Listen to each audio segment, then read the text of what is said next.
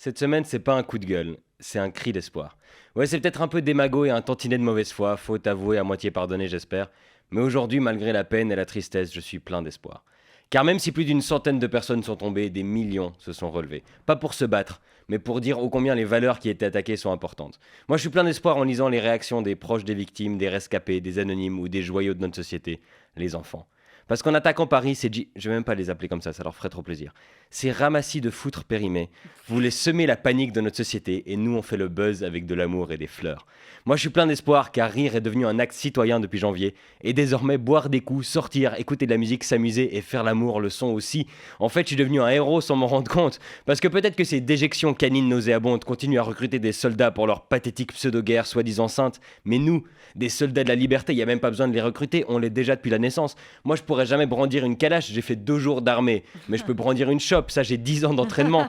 Moi je suis plein d'espoir parce qu'on va gagner ce combat, j'en suis sûr. Certains autres combats cruciaux, je sais pas, genre pour sauver la planète, on doit changer tous nos comportements, ça va être chaud. Pour éradiquer la pauvreté, on va devoir arrêter d'être si égoïste, j'y crois moyen. Mais pour combattre le terrorisme, faut faire quoi ?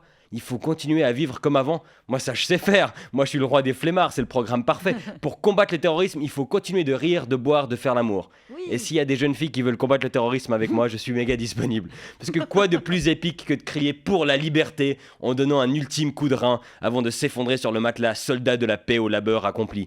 Ils vident leur chargeur. Résistons en déchargeant à notre manière. Oh. Faisons l'amour, auditeurs de 1FM. Bon. Pas là tout de suite, vous êtes au volant pour la plupart. Si vous vous mettez à chevaucher le levier de vitesse, ça pourrait faire des accidents.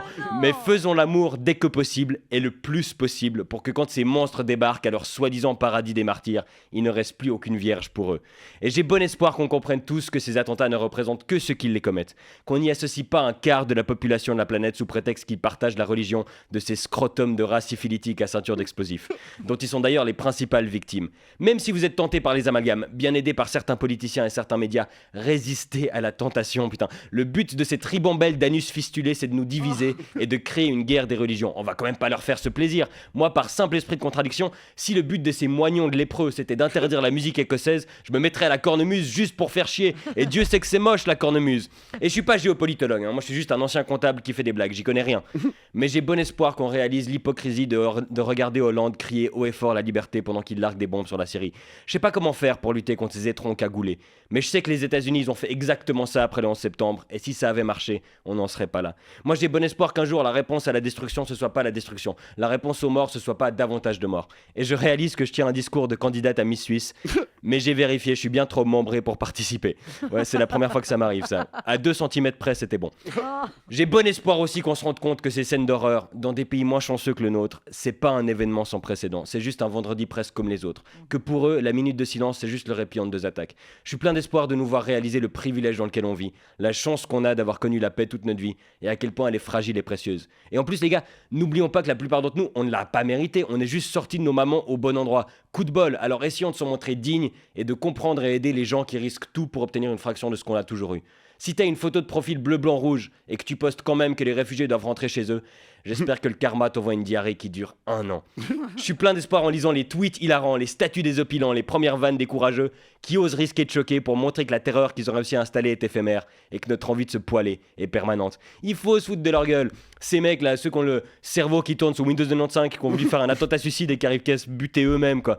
C'est pas un... Si à toi comme victime, c'est pas un attentat suicide, c'est un accident de travail, quoi. Je suis pas sûr qu'ils auront les vierges en priorité, ceux-là. T'as fait combien de victimes ? 2. Ah ouais, c'est qui ? Moi et Omar à côté, là. Non, mais franchement, moi j'ai bon espoir quand je vois que certains médias chéris sont déjà repassés en mode putaclic, avec des diaporamas comme vous ne devinerez jamais ce que Shai m'a tweeté après les attentats. Bah non, je devinerai jamais, parce que j'en ai rien à battre.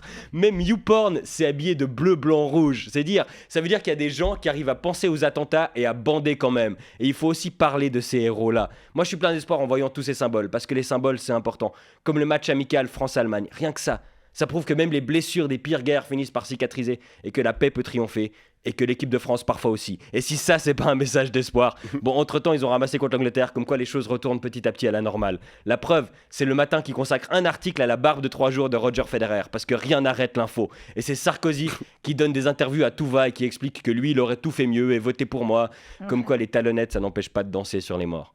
Je suis plein d'espoir et je me réjouis de retourner à Paris pour me prendre des bides devant des Parisiens de mauvaise humeur. Parce qu'ils vont continuer de tirer la gueule comme si c'était subventionné et c'est comme ça qu'on les aime. Vous pouvez nous arracher des larmes, du sang, des êtres chers. Mais vous ne nous enlèverez pas la liberté, ni les mots, ni l'amour, ni l'espoir, parce que l'espoir fait vivre. Et en attendant de mourir, j'ai rien trouvé de mieux à faire que vivre. Bonne semaine.